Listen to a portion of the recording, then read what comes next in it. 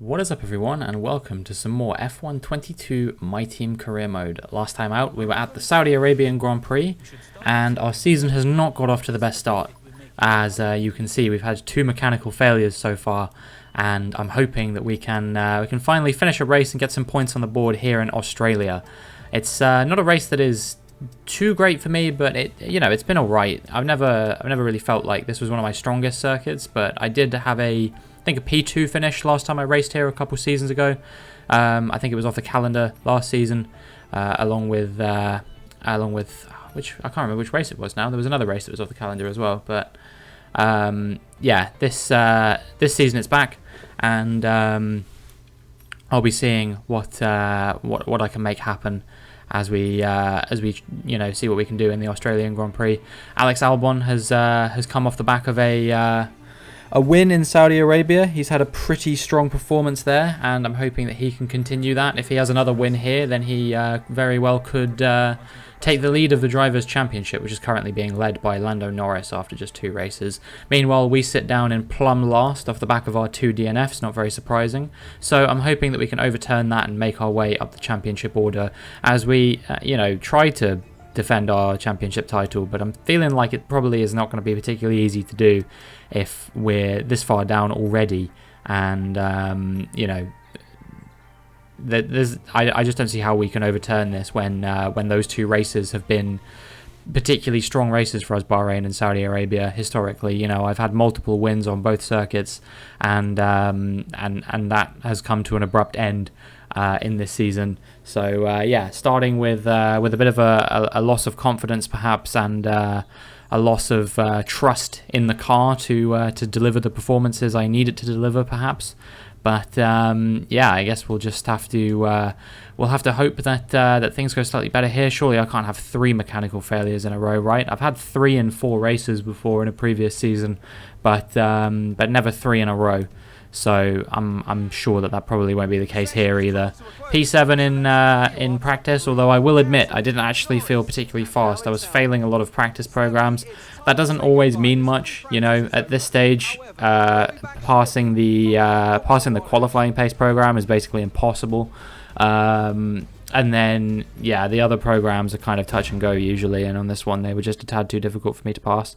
But that doesn't necessarily mean that I'm gonna be slow compared to the AI around this track. We'll have to see for sure what's going to happen when it gets into qualifying. But I'm thinking that Q3 as a minimum should really be on the cards, and hopefully we can score a good chunk of points here. It's really going to come down to who's on the right strategies and whatnot in the race. Being reactive to the conditions around, if there's any safety cars or anything. That kind of thing is always what drives who performs the best in the race. It's very rarely who actually is the fastest driver on track, and quite often it's who gets the strategy right. But before that, you have to get a good qualifying performance, and this is us out on track for Q1 now. We do a 1:16.5 to kick things off, and I would wager to say that probably would be good enough to get us through to Q3 or Q2 rather. But I figure there's no harm in attempting another lap. Unfortunately, I get held up by Piastri, my former teammate in the Williams, a little bit. Couldn't back off because I had Albon closing down behind as well. And in the end, we do a 1:16.3, which is going to be good enough to see us through to Q2 in P6. So yeah, not too bad, but hopefully we can find a bit more improvement over that. I knew there was more pace on the lap that I did. Being held up by Piastri probably cost me about 3 or 4 tenths, I would say. So I probably would have been right up there with Albon and Verstappen and Leclerc if I had managed to get a lap in clear air done rather than one where I was being blocked by a Williams who was also on a flying lap at the same time. It's just unfortunate timing that I came out in a bit of a difficult position. But anyway, we move now on to Q2. We're going to see if we can get into Q3. I go out on a used set of softs to begin with, unsurprisingly, and yeah, we cross the line, and it's good enough actually for a 1:16.9 on this occasion. So we're going to need to find a significant chunk of improvement, I think, if we want to make it through to Q3. As you can see that the only people behind me at the moment are Joe and Stroll, and that rings true in the end of the session as well. But I have improved by about a second coming up to the line, so I'm feeling like we should be pretty good. It was just into the 1:15s, I think, and that's good enough to get us P2 in this session. So yeah, that's a bit more like it. We're just a little ways off of Max Verstappen, but you know, that's kind of like qualifying in real Formula One at the moment. You think you've done a really good lap, and then Max Verstappen's there 4/10 faster than you. Meanwhile, a Mercedes has made it through. Both Ferraris. Ricciardo has been eliminated again. Not too many shocks and surprises. To be fair, nothing's really that surprising anymore when you consider that kind of everyone is, you know, a potential candidate for a Q3 appearance at this stage. I don't think there's really any team that I look at and go, they don't have what it takes to make it, apart from maybe Alfa Romeo. 116.6 on a used set of softs kicks off Q3, but we're going to need a stronger result than that if we want to find ourselves in sort of the top 5 or so. You can see we're all the way down in 9th as we are in the final sector now of our final flying lap, and yeah, it's going to need to be a bit of a big improvement. Unfortunately, I have a few corners on this track, especially in Sector 3, where I really struggle. You know, even when I'm doing purple sectors in Sector 1 and 2, Sector 3 is an immense source of difficulty for me, and I don't really understand why. But nonetheless, we have improved by quite a lot. We're almost 9/10 up. It's a 1:15.7 as we cross the line, and in the end, that's good enough to put us P3. Stumbling over my words a little bit there. But the good news is, I think Alex Albon is on pole position. Qualifying complete, let's review our top 3 today. Albon, Gasly and Robinson. Well, that wraps up qualifying, but don't worry, we'll be back tomorrow as we head into the Grand Prix. Yeah, Albon on pole and Gasly separates us two Jaguars. Meanwhile, Verstappen has had a poor qualifying all the way down in P9. And I think, you know, this championship fight that's starting to emerge could be looking to be between Albon and Gasly potentially. And I think Leclerc is just behind me as well. So he's more than in that championship fight as well. I think he's currently sitting P2 in the championship. Top 4 at the moment is Norris, Albon, Gasly and Leclerc. I think Leclerc in P2 actually, so Norris, Leclerc, Albon, Gasly, like that. And yeah, they are looking like they could all be potential candidates for the championship as well. I'm going to try and get into that mix, though. Like I said, it's going to become incredibly difficult when you factor in the fact that we've had so many you know, difficult weekends already. We kind of can't really afford to have any more for the foreseeable future. I know obviously in the midpoint of last season we had some difficult races, but that was when we had a very strong start to the season. So we'll see what happens as we get into the race. Welcome from Melbourne, a track modified since we last raced here in Albert Park, and I think with the changes, it's going to be a classic.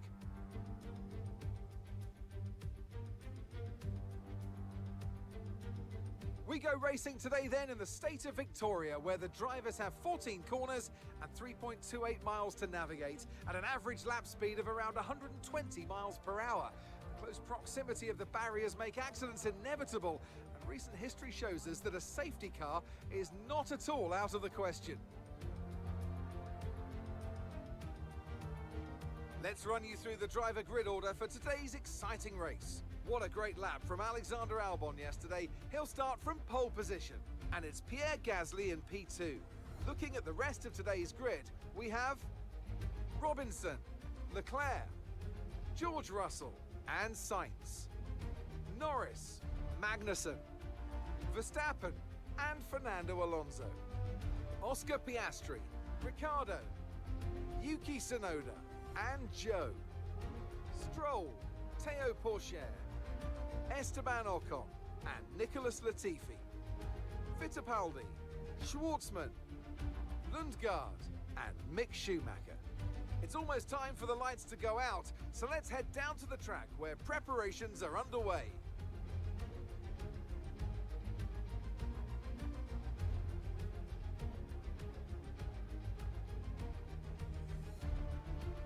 I guess Crofty has nothing to say on this occasion. That was a bit weird. And also Mark has nothing to say on the introduction to this race either. I actually have an admission to make to you guys, because I am an open and honest content creator with you all. I often, during those introductions, I put my controller down and, you know, maybe just, you know, look on social media or something like that for a little bit while I'm waiting for the intro cutscene to play. So when I pick my controller back up after the end of that cutscene, I picked my controller up in a way where I immediately pressed X on the controller without looking over the strategy first, and I dare say I probably would have gone onto a set of softs if I hadn't done that. So yeah, maybe a little lesson in paying a bit more attention, as we may struggle now a little bit on these tyres. I think Leclerc will probably get us off the start, but we'll see what we can do as the lights go out. And yeah, you can see we've had a pretty good start compared to Gasly, but compared to Leclerc, it's not been very good. He rockets past us. We're going to try and push him around outside, but we outbrake ourselves a little bit in doing so, and we go off the track, which is going to allow not only Russell, but also Sainz through on us as well, and we have fallen down from P3 to P6 off the start of this race. We're lucky not to lose any more positions as Lando Norris attacks us up the inside. We're going to try and hold on around the outside, but yeah, we in doing so actually end up cutting the track as well, so we've got to be careful not to do that too many more times, or we are going to get penalised in this race. We make a bit of contact there with Carlos Sainz into his rear wheel, and I think he might have some kind of issue potentially because he was going very slow there. You can see actually, yeah, his front wing was missing an end plate on the right side, but that won't have been me because you know, we made contact with his rear tyre. But you can see I almost go into the back of him there as I noticed that he's going particularly slowly through this section. We squeeze him out a little bit and we make our way back up into P5. So I think, yeah, like I said, he's got that that front wing damage. Checking I didn't have any damage of my own when we made that contact with him earlier. And yeah, I think he's going to be holding up the cars behind for a little while as we come through what is typically a particularly slow sector for me, Sector 3. And you can see that Albon has already built a bit of a gap to Leclerc and Gasly behind, and those guys have already started breaking away from me. So yeah, Sainz is into the pits, and now we move on to lap 5, and we can see that Zhou Guanyu is retiring from this Grand Prix. I feel like I say that so much, you know. I feel like I don't know anyone that retires from Grand Prix quite as much as he does, and usually it's mechanical as well, so I do feel a bit weird about that.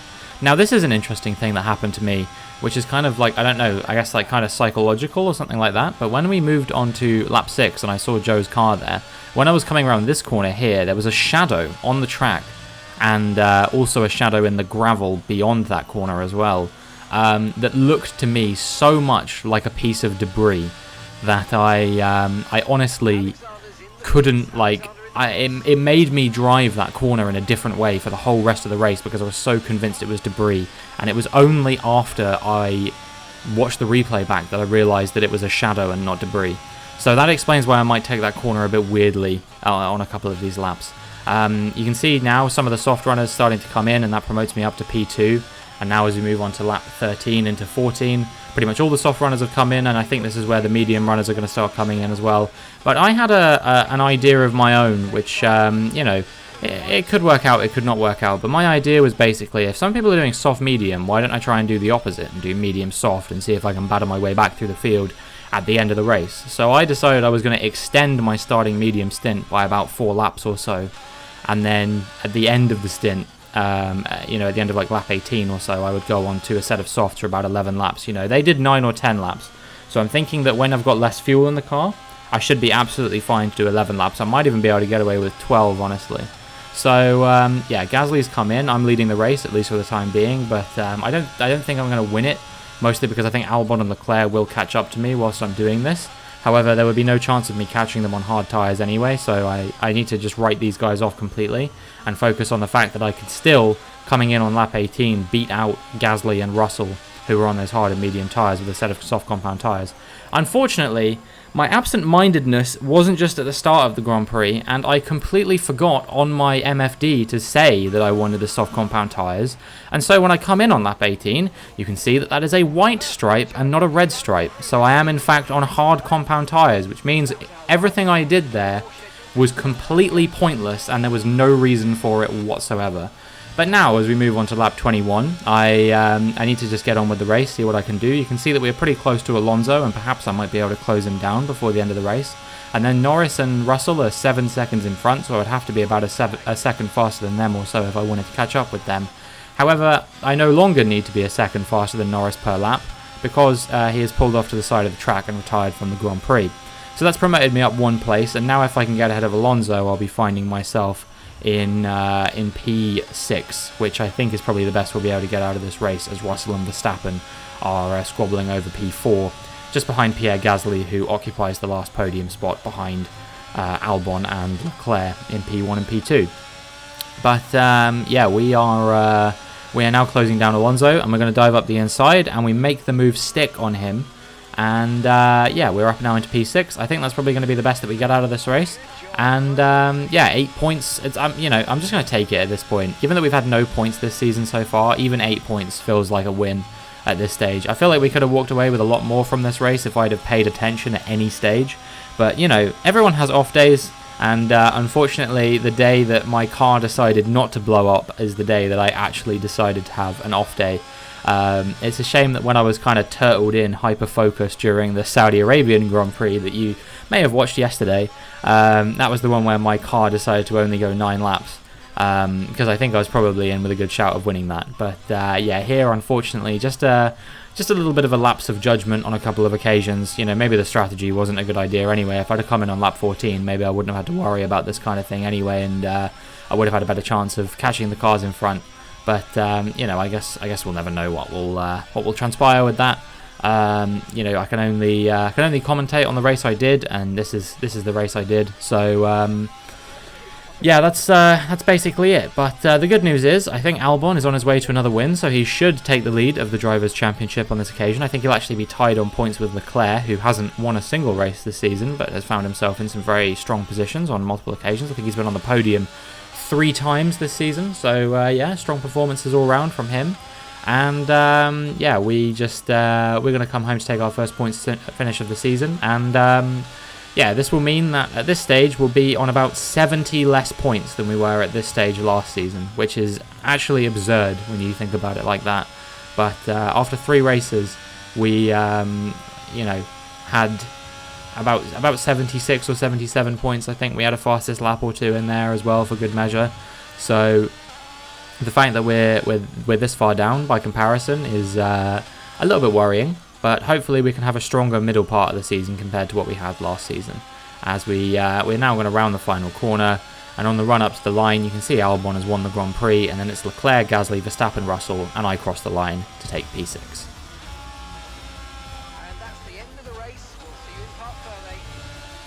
Not a great race by any stretch of the imagination, but we'll come back stronger in the next one, I'm sure.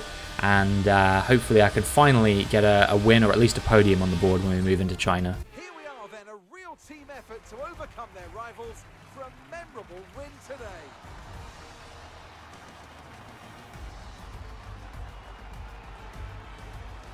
Natalie Pinkham, how do you think they were able to set themselves apart today?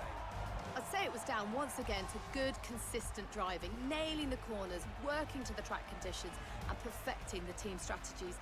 They got all those things right today, and the results speak for themselves.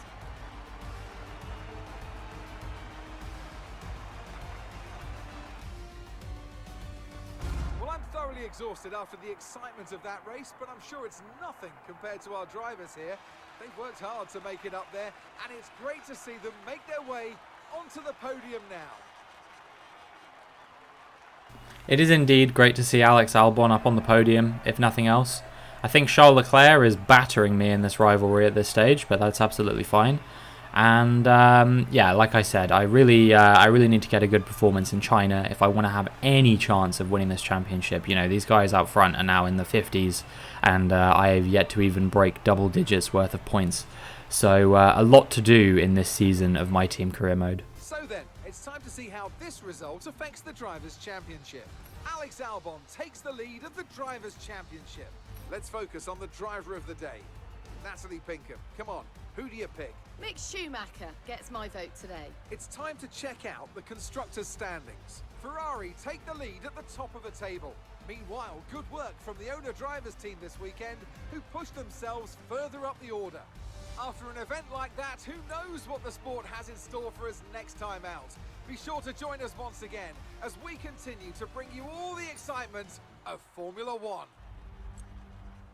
Indeed, I feel like we need to we need to improve quite significantly if we want to be even an afterthought in this championship. Quite frankly, every season has the championship protagonists, And it seems like I'm not even going to be one of those at the moment, but it will be a storyline nonetheless, right? How much I'm struggling in this season.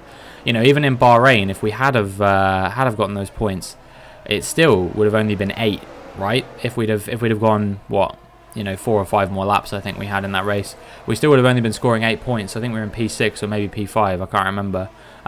It was P6, but we weren't sure if we were going to get P5. But I don't know if I would have done. So if, let's say I got P6, I'd only be on 16 points right now anyway. You know, the car broke down after, like, you know, what, 5 or so laps in Saudi Arabia. So there was basically no chance we were making it to the end of that race. If I had, I would have won it. But even then, I would only be on 40-something points. I don't know if I'd be leading the championship even if I had finished all of these races. So this is clearly a more significant problem than just my car keeps breaking down. You know, we wouldn't be having a particularly strong season even in that scenario. You know, I mean, I guess a P6, a P8, or sorry, a P6, a P1, and then maybe like a P3 if I hadn't have had that significant lapse in judgment I had on this occasion.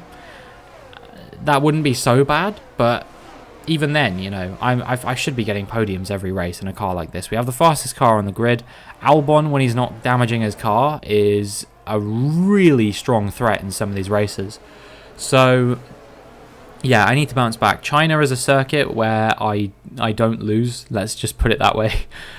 Season 3, Season 4, Season 5, the exact same thing happened, where I was not very competitive on the first stint, and then I switched on to I think it was the hard tyres every time, and when I was on the hard tyres I was significantly faster than everyone around me and came back to win the race. In Season 4 and Season 5, that was because the person who I was racing for the lead of the race ended up retiring. So yeah, maybe that will happen again on this occasion, but you know, this is my team career mode. This is what happens. The drivers get stronger and stronger every single season until eventually, you know, you have to turn the AI down so much to be able to fight with them at all. And I'm not prepared to do that, you know. I'm prepared to admit that maybe it's just me getting old and no longer able to race in F1. Although at this stage in Formula 1 I would only be about 25, so I don't know if the getting old thing is an excuse I can use just yet. But that is going to be it for this video. If you enjoyed, make sure you like and subscribe. Next up is China, so don't miss that one, and hopefully I will see you in the next one.